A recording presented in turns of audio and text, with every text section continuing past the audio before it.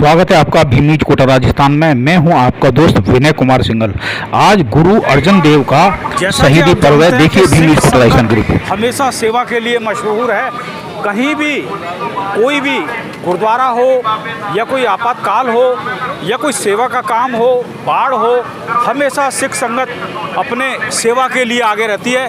आज यहाँ दादाबाड़ी गुरुद्वारे में एक आयोजन है। आप देख रहे हैं कि सबसे पहले सिख संगत में जाते ही जूते की व्यवस्था की जाती है, जो कि आपको कहीं भी देखने को नहीं मिलेगी। अपने हाथों से जूतों के जोड़ों को संभाल कर रखना क्रमबद्ध तरीके से, ये आपको देखने को मिलेगा। आइए हम बात करते हैं। हमारे साथ सिख संगत के कुछ साथी हैं। सर, क्या नाम है आपका? मेरा नाम मनिंदर सिंह सबरवाल। मनिंदर सिंह सबरवाल साहब, आप ये सेवा कर रहे हैं जी, जूते की? गुरु घर की सेवा है। गुरु घर की सेवा है। कितना समय हो गया सुबह से इस सेवा को करते हुए? सुबह 7 बजे से सेवा शुरू हुई है और पूरी समाप्ति तक ये सेवा जारी रहेगी। समाप्ति तक जारी अभी रहेगी। जोड़े जमा कर होने का काम हो रहा है, फिर जोड़े देने का काम होगा। इसमें प्रमुख काम क्या होता है? आप जोड़े जमाते हैं? जोड़े जो लेते हैं ना, जो आप देखिए नीचे जो है टोकन देते हैं, और टोकन के बाद में यदि ये जोड़े ज़्यादा होते हैं तो उनकी बंधाई होती है। वो देखो बांध रहे हैं, वो सामने बांध रहे हैं, ये बांधे जाएंगे, बांध के एक साइड में रखे जाएंगे नंबर वाइज उस साइड में जो जोड़े पड़े हैं, ताकि वो व्यवस्था बिगड़े नहीं। मनिंदर सिंह जी, इसमें कुछ ऐसा तो नहीं होता कि किसी का जोड़ा जमा हो गया और फिर मिले नहीं? ऐसा होता ही नहीं है बिल्कुल, क्योंकि उसी टोकन का नंबर रखा जाएगा और उसी टोकन पे नंबर वापस दिया जाएगा। जिस टोकन का जोड़ा लिया जाएगा उस टोकन को उसी व्यक्ति को दिया जाएगा। गजब की सेवा है सिख संगत में। वाहिगुरु जी ये सेवा शायद भीम न्यूज कोटा को किसी और समाज में नहीं मिलती है। धन्यवाद आप सर, निरंतर सेवा कीजिए। आपने कवर किया, आपका बहुत बहुत धन्यवाद सर। वो तो देखिए आप, आज इस दादाबाड़ी गुरुद्वारे में जल सेवा की जा रही है।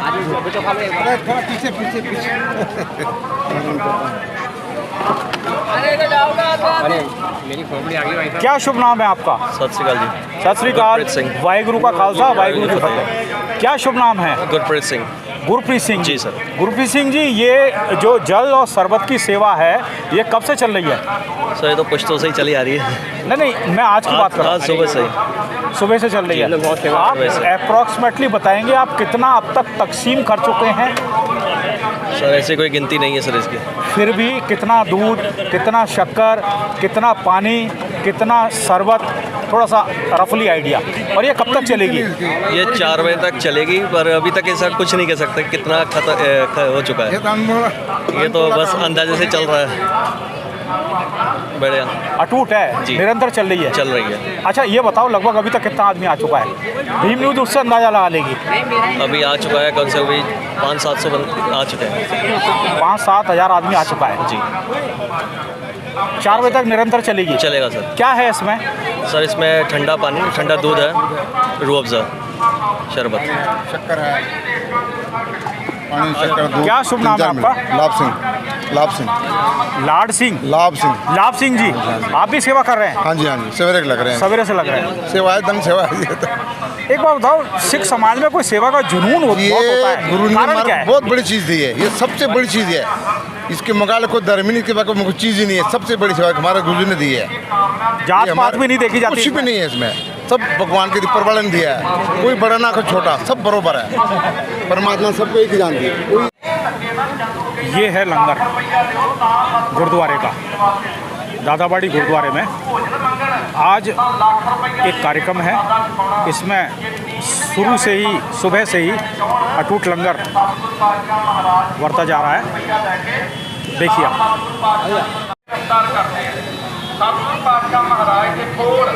दादाबाड़ी गुरुद्वारे में अटूट लंगर है। ये लोग प्रसादी लेने के लिए बैठे हुए हैं। देखिए, सिख धर्म अपनी सेवा के लिए जाना जाता है।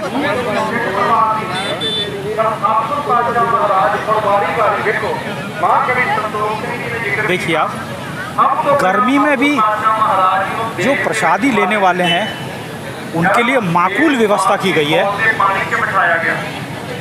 ये इस तरह की सेवा आप किसी अन्य मजहब में नहीं देखेंगे। आप देख रहे हैं शानदार आयोजन है। हाँ, एक चीज़ है इसमें, सिख धर्म में एक ही पंगत पर बैठ कर राजा हो या रंक, गरीब हो या अमीर, सब एक ही पंगत पर बैठकर खाना खाते हैं। आज इस दादाबाड़ी गुरुद्वारे में हमारे साथ एक बहुत ही बुजुर्ग शख्सियत है। आइए हम इनसे बात करते हैं। माता जी बताइए, ये जो शहीदी पर्व है ये किस लिए मनाया जाता है? हमारे को कविता सुना दूंगी। सुना दीजिए, जो मन में है सुना दीजिए। गुरु अर्जन प्यारे ने निराली तेग मारी है। गुरु अर्जन प्यारे ने निराली तेग मारी है। धर्म और देश दी खातर जिन्होंने जान वारी है। धर्म और देश दी खातर जिन्होंने जान मारी है। न देंदा दुख दही नू उबल दी देगदा। जी ने आज सुनाया है, तारीफ काबिल है। ये अभी आप जिस शख्सियत से, नाम है आपका सर? मैं मोहनजीत सिंह बोल रहा हूँ। ये अभी जिस शख्सियत से आपने कविता सुनी, इनका नाम महेंद्र कौर जी साहनी है। जब ये दादाबाड़ी बसा था तब से ये यहाँ पे है और तब से इस गुरुद्वारे की सेवा बराबर करते रही। इस गुरुद्वारे की नींव भी इन साहनी परिवार ने और आसपास के जितने भी दादाबाड़ी के जो मुख्य सदस्य हैं सब ने मिलकर सेवा करी। ये इस उम्र में भी इनका जज्बा देखो, सुबह 5 बजे से आके यहाँ पे सराद की सेवा कर रहे हैं। सारी इतनी सारी महिलाएं, ये सब बुजुर्ग महिलाएं, कल से सेवा चल रही है, पूरी रात सेवा चल रही है। धन्यवाद। क्या शुभ नाम है आपका? मोहनजीत सिंह। शानदार दीवान सजा है। देखिए आप, गुरु ग्रंथ साहब विराजे हुए हैं और अमृतसर से आए सिख धर्मगुरु अपनी तकरीर कर रहे हैं। गुरु अर्जन देव के शहीदी के बारे में विस्तार से बता रहे हैं। लोग मंत्र मुग्ध होकर सुन रहे हैं। आप देख रहे हैं भीम न्यूज़ कोटा राजस्थान की रिपोर्ट। सीधे कार्यक्रम स्थल से हम आपको दिखा रहे हैं। आज कोटा के दादाबाड़ी गुरुद्वारे में एक महासमागम हो रहा है। आइए हम बात करते हैं। हमारे साथ कुछ मेहमान हैं जो कि पंजाब से आए हैं। सत श्री अकाल, वाहिगुरु का खालसा, वाहिगुरु की फतेह। वाहिगुरु जी की फतेह जी। बाबा साहब अपना थोड़ा सा परिचय दीजिए। मैं अमृतसर से श्रोमणी गुरुद्वारा प्रबंधक कमेटी धर्म प्रचार कमेटी के अधीन बतौर प्रचारक सेवाएं निभा रहा हूँ और आज दादाबाड़ी की संगत के हुक्म से यहाँ की संगत से दर्शन करने के लिए यहाँ पहुँचे हैं। जो आज 5वें पातशाह शहीदों के सरताज श्री गुरु अर्जन देव जी महाराज जी का पावन शहीदी दिवस जो है वो श्रद्धा और भावना से संगत यहाँ पे मना रही है।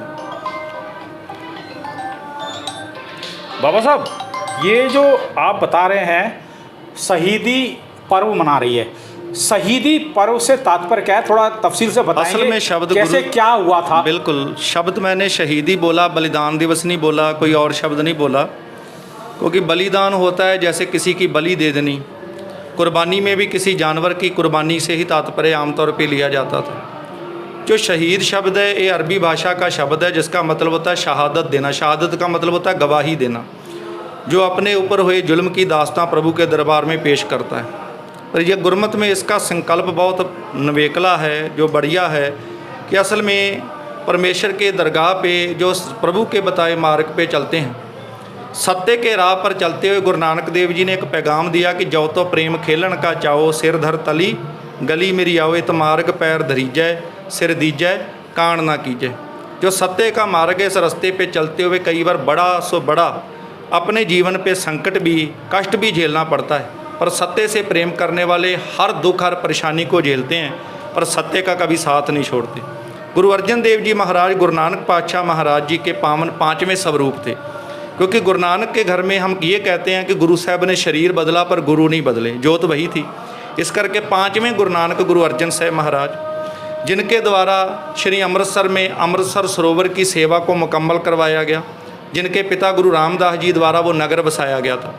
और आज संपूर्ण संसार जिस स्थान को गोल्डन टेम्पल के नाम से जानता है, असल में ये तो अंग्रेज़ों के द्वारा दिया नाम है गोल्डन टेम्पल या स्वर्ण मंदिर, उसका नाम मुख्य रूप से है श्री हरमंदिर साहिब, श्री दरबार साहिब। सिख श्री दरबार साहिब के रूप में उस स्थान को सम्मान करता है, जिसके 4 दरवाजे बने हैं, जो क्षत्रिय, ब्राह्मण, वैश्य और अलग अलग धर्मों और जातियों के जो लोग हैं, खत्री, ब्राह्मण, शूद्र, वैश्य, उपदेश, 4 वर्णा को साझा, सारी मानवता के लिए साझा पैगाम उस धरती से किया गया।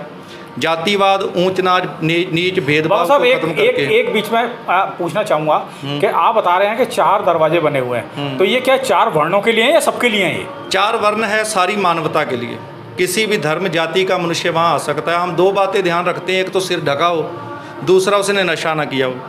नशा भी इंसानियत का दुश्मन है, चाहे कोई भी इंसान हो। और सिर ढकने का मतलब है, हमारे देश की एक परंपरा रही है, किसी के सिर को ढकना, उसे इज्जत देना, सम्मान देना, सिर से कपड़ा उतार देना, बेइज्जत कर देना। और गुरुद्वारे जाते ही जब सिर ढकने के लिए कहा जाता है, ये भी उसे इज्जत दी जाती है, रिस्पेक्ट दी जाती है। ये जैसे सिख धर्म में अक्सर देखा जाता है, लंगर तकसीम होता है, उसमें कोई छोटा नहीं, कोई बड़ा नहीं जी। एक पंगत में बैठकर राजा रंग, चाहे कोई करोड़पति हो, चाहे कोई अदना सा व्यक्ति हो, खाता है। मेरा एक प्रश्न है, भीम न्यूज़ का एक प्रश्न है कि क्या गुरुद्वारों में सो कॉल्ड लास्ट कैटेगरी है, शेड्यूल कास्ट है, उसके लिए कोई पाबंदी तो नहीं है, या उसके लिए कोई अलग से व्यवस्था तो नहीं है, या उसके लिए अलग से कोई प्रवेश द्वार तो नहीं है? असल आज हम जब गुरु अर्जन साहिब का शहादत पर्व मना रहे हैं ना, उनकी शहादत का सबसे बड़ा कारण भी यही है। जाति अभिमान में फंसे हुए लोग, जिन्होंने समाज को वर्णों और जातियों में विभाजित किया था, वो सबसे बड़े विरोधक के रूप में गुरु अर्जन साहिब के प्रति षड्यंत्र रचते हैं, समय के बादशाह को शिकायत भी करते हैं। तीसरे पातशाह गुरु अमरदास जी ने गोविंदवाल साहिब में एक हुक्म दिया था, पहले पंगत, पातशाह संगत। पंगत होती है जहाँ प्रसादा छकते हैं, और संगत जहाँ कीर्तन होता है। अकबर बादशाह के लिए भी ये लागू हुआ कि तो पहले पंगत में बैठ के प्रसादा छक, फिर संगत में आना। वहाँ पे ये नहीं, गुरु नानक के घर में कहा जाता है कि एक पिता एक सके हम बारक, और बार बार कहा है कि जाति इंसान ने बनाई है, प्रभु ने नहीं। इसलिए याद रखना, किसी से जाति नहीं पूछनी। वाणी का पैगाम है, जानो जोत ना पूछो जाति, अग्गे जात ना है। रब के घर, परमात्मा के घर तेरी जाति नहीं जाएगी, वहाँ तेरे कर्म जाएंगे। कर्मी आपो अपनी के नेड़े के दूर। इसलिए गुरु नानक के घर में जातिवाद के हिसाब से किसी के साथ कोई डिफरेंस नहीं। हाँ, किसी की पहचान होती है, चमड़े का काम करता है, उसके साथ शब्द जुड़ गया चमार। सोने का काम करता है, वो सुनियार है, वो किर्त है। काम के हिसाब से किसी की पहचान होती है, पर काम के आधार पे किसी को ऊंचा या नीचा नहीं माना जाता। हर काम करने वाले को, कोई भी प्रकार की किर्त करता, उसका सम्मान। और हैरानी होती है, जब अमृतसर नगर बसा है ना, मोची जो चमड़े का काम करते थे, उसको जैसे आम शहर बसते थे, उसको नगर की नीचाई की तरफ बसाया जाता था, पूर्व की तरफ नहीं बसाया जाता था। चढ़दे की तरफ हम जब बोलते हैं, पर इनको ऊपर चढ़दे की तरफ, ऊंचाई की तरफ बसा के गुरु साहब ने उस किर्त को मान दिया। इसका मतलब जो भी किर्त, चाहे कोई चमड़े का काम करता हो, लोहे का काम करता हो, जिस किर्त को विप्र की ब्राह्मणवादी सोच के हिसाब से शूद्र शेड्यूल कुष्ट माना गया था, गुरु जी कहते हैं असल में जो किर्त करता है वो भगवान के ज़्यादा नज़दीक। और कहते गुरु नानक का रास्ता उसी ने पहचाना है, घाल खाए किछ हत्थों दे नानक राह पछाणे से। इसलिए गुरु नानक के घर में किर्त के कारण महानता है, जातिवाद की किसी भी प्रकार की कोई महानता नहीं। इसका मतलब लबोलवाब ये है कि सिख धर्म में जातिवाद का कोई स्थान नहीं है, किसी भी प्रकार का जातिवाद का स्थान नहीं। यही कारण गुरुद्वारे जाए तो पाक साफ होके जाए, सिर ढक के जाए, और कोई नशा करके नहीं जाए। बिल्कुल। आपने भीम न्यूज़ को समय दिया, बहुत बहुत धन्यवाद। आइए हम एक और हमारे शख्सियत हैं गुरनाम सिंह जी अम्बावाली साहब, इनसे बात करते हैं। इनसे ये जानना चाहेंगे कि क्या कारण है कि सिक्की की रग रग में सेवा भरी हुई है। अब ये देखिए, कहीं बाढ़ आ जाए तो सिख संगत पहुंच जाती है, कहीं अकाल पड़ जाए तो सिख संगत पहुंच जाती है, कहीं कोई बीमारी हो जाए या कोई जैसे कोरोना काल में। क्या कारण है, आप थोड़ा सा बताएंगे कि ये लंगर की क्या प्रथा रही है और ऐसी क्या दीवानगी है कि सिख सब काम छोड़कर सेवा में समर्पित हो जाता है? प्लीज़ बताइए। वाहिगुरु जी का खालसा, वाहिगुरु जी की फतेह। आज हम गुरुद्वारा सिंह सभा दादावाड़ी के बैनर तले सभी सिख समाज व अन्य श्रद्धालु एकत्र होके श्री गुरु अर्जन देव महाराज जी का शहीदी पर्व मना रहे हैं। जैसे बीम न्यूज़ की तरफ से आपने पूछा कि क्या कारण है कि सिख सेवा के लिए तत्पर रहता है। वास्तव में सिख का जीवन ही सेवा और सिमरन दो स्तंभों के ऊपर टिका हुआ है। सिक्खी के मूल सिद्धांत हैं कि परमात्मा का सिमरन करना और सेवा को समर्पित होके तो जैसा भी समा बने इंसानियत की सेवा, मानवता की सेवा, अपने देश की सेवा, गरीब की सेवा, दीन की सेवा, ज़रूरतमंद की सेवा, जो भी अवसर मिलता है सेवा का संकल्प बहुत ही उच्च स्तर। लंगर के बारे में बताइए, थोड़ा सा लंगर के बारे में बताइए। जो लंगर, जैसे हमारे सम्मानीय ज्ञानी जी ने बताया कि लंगर की जो संस्था है, जो प्रथा है, तो गुरु नानक देव महाराज जी से ही आरंभ हो गई थी। गुरु नानक पातशाह जी को 20 रुपये दे के पिताजी ने कोई अच्छा सौदा, सच्चा सौदा करने के लिए भेजा था। उनको रास्ते में भूखे साधु मिल गए और भूखे साधुओं को गुरु नानक ने उसी समय लंगर तैयार करके छका दिया, भोजन छकाया। पूछने पे पिताजी से बताया कि भूखे को भोजन छकाने से अच्छा सच्चा सौदा क्या हो सकता है। गुरु नानक महाराज जी ने इस परंपरा को प्रारंभ किया। गुरु अंगद देव जी, फिर गुरु अमरदास पातशाह ने एक विधान बना दिया। जैसे पूर्व में बताया कि पहले पंगत पाछे संगत का सिद्धांत श्री गुरु अमरदास जी ने लागू कर दिया, जिसके तहत मुग़ल बादशाह अकबर को भी पंगत में बैठ के पहले लंगर छकना पड़ा और उसके बाद गुरु के दर्शन और ज्ञान प्राप्त हुआ। बाबा साहब, एक प्रश्न है, ये जो लंगर होता है अटूट होता है। मैंने भीम न्यूज़ ने हिंदुस्तान के जो प्रमुख गुरुद्वारे हैं, चाहे वो मणिकरण साहब हो, दिल्ली का शीशगंज साहब हो, बंगला साहब हो, बाला साहब हो, अमृतसर गुरुद्वारा हरमिंदर साहब हो, सारे गुरुद्वारे कवर किए मैंने। मुझे एक चीज़ समझ में नहीं आई कि ये लंगर अटूट होता है, लाखों लाखों लोग खाना खाते हैं, ये आता कहाँ से है? इसके संदर्भ में कहूँगा, जैसे मुग़ल बादशाह अकबर ने जो खाना खाया, लंगर छका गुरु अमरदास जी के समय, बादशाह ने गुरु जी को जगीर भेंट की देनी चाहिए कि लंगर के लिए मैं एक बड़ी जगीर देना चाहता हूँ कि लंगर चलता रहे। गुरु अमरदास जी ने मना कर दिया, ये कह करके जे लंगर किसी जगीरों से नहीं चलते, ये श्रद्धावान श्रद्धालु सिखों की किरत कमाई के दसवंध के द्वारा श्रद्धावान सिखों की कमाई से चलते हैं। आज भी सिक्खी में विधान है कि जो अपनी किछ करो कमाई, गुरु हथ देओ दसवंध बनाई। सिख जो भी कमाई करता है, अगर वो सही मायनों में फॉलो करता सिक्खी सिद्धांत को, अपनी कमाई का 10वां हिस्सा वो गुरु के निमित्त देता है। चंदे के रूप में कभी नहीं मांगा जाता, कोई नहीं मांगा जाता। सिख जो गुरु के दरबार में रखा जाता, उसके ऊपर नोट किया, कभी दान पत्र नहीं लिखा जाता। हम गुरु से तो मांगने वाले, दान क्या दे सकता कोई। वहाँ लिखा गुरु की गोलक है, जो श्रद्धा से हम अपनी सम्मान भेंट गुरु के गोलक में डालते हैं। सिख कोई भी को अपनी श्रद्धा के अनुसार उसमें पैसे डालता है, कोई लाख डाले, कोई कम डाले, कोई ज़्यादा डाले, किसी को कोई सम्मान नहीं। अधिक डालने वाले को या कम डालने वाले को कोई प्रश्न नहीं। ये श्रद्धावान श्रद्धालु गुरसिखों की ऐसी किरत कमाई से लंगर चलते हैं, उनकी सेवा का संकल्प है। बाबा साहब, one last question but not least, Sikh समुदाय इतनी सेवा करता है, इतनी सेवा करता है, उसके बाद भी कुछ लोग तोहमत लगाते हैं आतंकवादी हैं। क्या है ये, क्यों? जैसे जानना चाहता है क्यों। जैसे आज मंच से भी ये बात छुई गई थी, क्योंकि जो सत्य है वो थोड़ा कड़वा होता है, हर किसी को पचता नहीं है।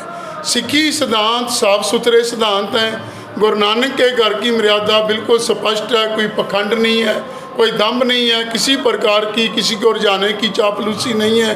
तो ये साफ सुथरे सिद्धांत कुछ लोगों को अच्छे नहीं लगते, तो इस करके ये सिक्खी के सिद्धांत कुछ लोगों को रड़कते रहते हैं, वो बदनाम करने के प्रयास करते रहते हैं। ज्ञानी जी, आप बताइए कि इतना सब कुछ कर दिया, तन मन धन सब कुछ इंसानियत की सेवा को अर्पित कर दिया।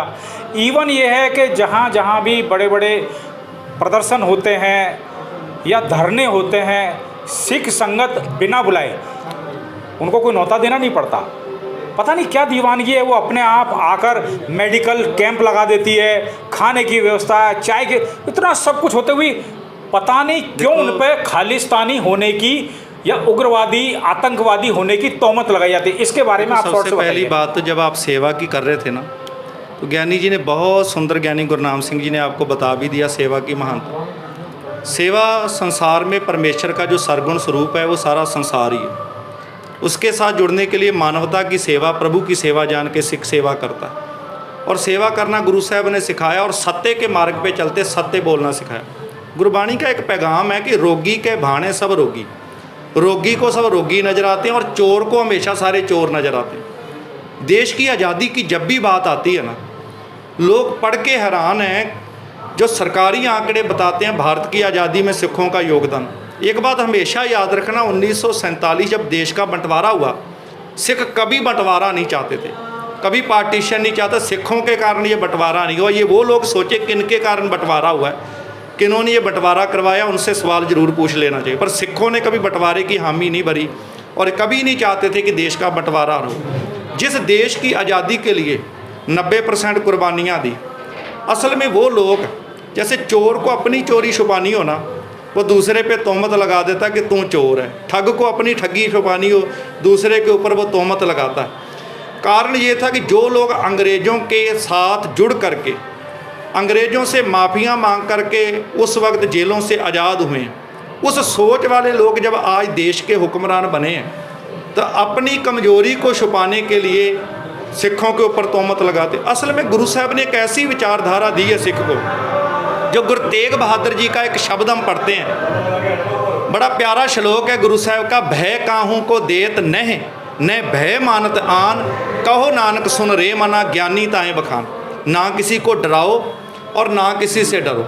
सिख ना किसी को गुलाम बनाता है और ना किसी की गुलामी स्वीकार करता है। चाहे वो मुग़लों की बात हो, नादिर शाह अब्दाली की बात हो, चाहे वो अंग्रेज़ों की बात हो, समय की कांग्रेस सरकार हो या मौजूदा सरकार हो, असल में सिख ना किसी को डराओ ना किसी से डरो, इन बातों पे चलता है। और आज बार बार सिख को जब डराने का यत्न किया जाता है, तो सिख कहता हम डर के नहीं, आज़ादी की बात है, स्वाभिमान और गैरत के साथ जीना चाहता है, बराबर का शहरी बन के जब बात करता है और इनको याद कराता है कि सबसे ज़्यादा कुर्बानियाँ तो सिखों ने दी और सिखों ने कभी अलग होने की बात नहीं की।